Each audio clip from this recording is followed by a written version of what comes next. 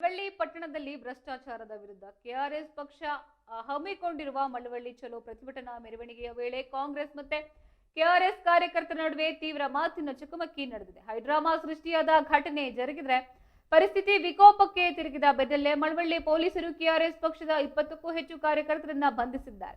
ಇನ್ನು ಕೆಆರ್ಎಸ್ ಪ್ರತಿಭಟನಾಕಾರರು ಭ್ರಷ್ಟಾಚಾರದ ವಿರುದ್ಧ ಘೋಷಣೆಯನ್ನ ಕೂಗ್ತಾ ತಾಲೂಕು ಪಂಚಾಯಿತಿ ಮುಂಭಾಗಕ್ಕೆ ಬರ್ತಿದ್ದಂತೆ ಅಲ್ಲಿಗೆ ಧಾವಿಸಿದ ಕಾಂಗ್ರೆಸ್ ಕಾರ್ಯಕರ್ತರು ತೀವ್ರ ಆಕ್ಷೇಪವನ್ನ ವ್ಯಕ್ತಪಡಿಸಿದ್ದಾರೆ. ತಾಲೂಕಿನ ಅಭಿವೃದ್ಧಿಗಾಗಿ ಶ್ರಮಿಸ್ತಾ ಇರುವ ನಮ್ಮ ಜನಪ್ರಿಯ ಶಾಸಕ ಪಿಎಂ ನರೇಂದ್ರ ಸ್ವಾಮಿ ಅವರ ಭಾವಚಿತ್ರವನ್ನ ಬಳಸಿಕೊಂಡು ಪ್ರತಿಭಟನೆಯನ್ನ ನಡೆಸುತ್ತಿರುವುದು ಸರಿಯಲ್ಲ ಎಂದು ಪ್ರಶ್ನಿಸಿದ್ದಾರೆ. ಇದರಿಂದ ಉಭಯ ಪಕ್ಷಗಳ ಕಾರ್ಯಕರ್ತರ ನಡುವೆ ಜಟಾಪಟಿ ಆರಂಭವಾಗಿದ್ದು ಕಾಂಗ್ರೆಸ್ಸಿಗರು ಗೋ ಬ್ಯಾಕ್ ಘೋಷಣೆಗಳನ್ನ ಕೂಗಿದ್ದಾರೆ.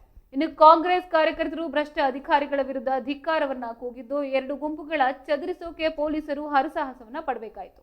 ಈ ಮಧ್ಯ ಕೆಆರ್ಎಸ್ ಪ್ರತಿಭಟನಾಕಾರರು ರಸ್ತೆ ಮಧ್ಯದಲ್ಲೇ ಕುಳಿತು ರಸ್ತೆ ತಡೆಗೆ ಮುಂದಾದ ಪೊಲೀಸರು ತಕ್ಷಣವೇ ಅವರನ್ನ ಡಿಆರ್ ವಾಹನದಲ್ಲಿ ತುಂಬಿ ಬಂಧಿಸಿದ್ರು. ಇನ್ನು ಈ ಕುರಿತು ಆಕ್ರೋಶವನ್ನ ವ್ಯಕ್ತಪಡಿಸಿದ ಮನ್ಮೂಲ್ ನಿರ್ದೇಶಕ ವಿಶ್ವಾಸ್, ಅನ್ಯಾಯ ಅಥವಾ ಭ್ರಷ್ಟಾಚಾರದ ವಿರುದ್ಧ ಹೋರಾಟ ನಡೆಸೋಕೆ ನಮ್ಮ ಅಭ್ಯಂತರವಿಲ್ಲ, ಆದ್ರೆ ಕೇವಲ ಪ್ರಚಾರಕ್ಕಾಗಿ ನಮ್ಮ ನಾಯಕರ ಭಾವಚಿತ್ರವನ್ನ ಬಳಸೋದು ತಪ್ಪು. ಇದೇ ರೀತಿ ಮುಂದುವರೆದ್ರೆ ತಾವು ಸಹ ಉಗ್ರ ಹೋರಾಟ ಮಾಡಬೇಕಾಗುತ್ತೆ ಎಂದು ಎಚ್ಚರಿಸಿದ್ದಾರೆ. ಈ ಸಂದರ್ಭದಲ್ಲಿ ಬ್ಲಾಕ್ ಕಾಂಗ್ರೆಸ್ ಅಧ್ಯಕ್ಷ ಸಿಪಿ ರಾಜು, ಮುಖಂಡರಾದ ದೇವರಾಜು, ಅಂಬರೀಶ್ ಅವರು ಸೇರಿದಂತೆ ಹಲವರು ಉಪಸ್ಥಿತರಿದ್ದರು.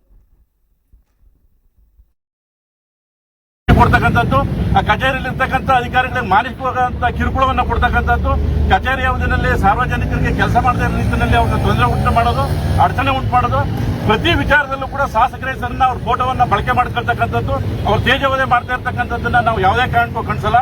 ನಾವು ಇಲ್ಲಿವರೆಗೂ ನೋಡ್ಕೊಂಡು ಬಂದ್ವಿ ಯಾವತ್ತ ಬದಲಾವಣೆ ಆಗ್ಬೋದು ಅಂತ. ಆದ್ರೆ ಪದೇ ಪದೇ ಶಾಸಕರ ವಿಚಾರವನ್ನು ಎತ್ತಿ ಸೋಷಿಯಲ್ ಮೀಡಿಯಾದಲ್ಲಿ ಅವರು ಪ್ರಚಾರ ಮಾಡೋದು, ತೇಜೋವಧೆ ಇದೇ ರೀತಿಯನ್ನು ಮಾಡ್ತು ಅಂದ್ರೆ ನಾವು ಯಾವುದೇ ರೀತಿಯ ಹಂತಕ್ಕೂ ಕೂಡ ನಾವು ಹೋಗೋಕ್ಕೆ ತಯಾರಿದ್ದೀವಿ.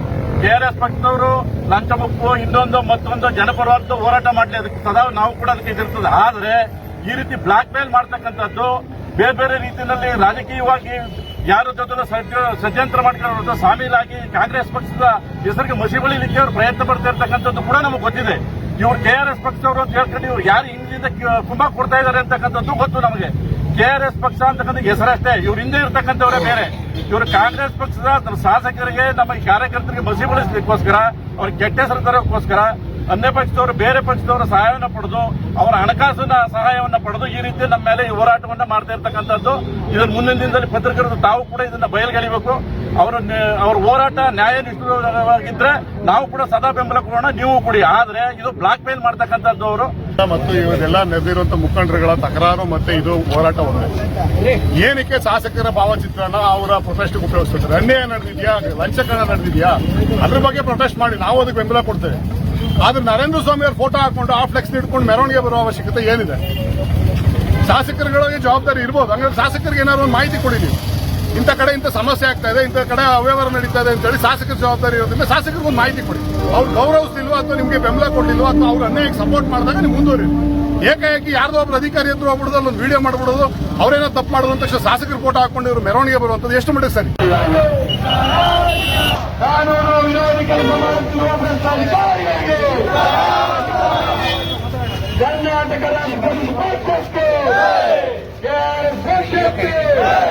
ಜನಸಾಮಾನ್ಯರ ವಿರೋಧಿ ಕೆಲಸ ಮಾಡುತ್ತಿರುವ ಭ್ರಷ್ಟಾಧಿಕಾರಿಗಳಿಗೆ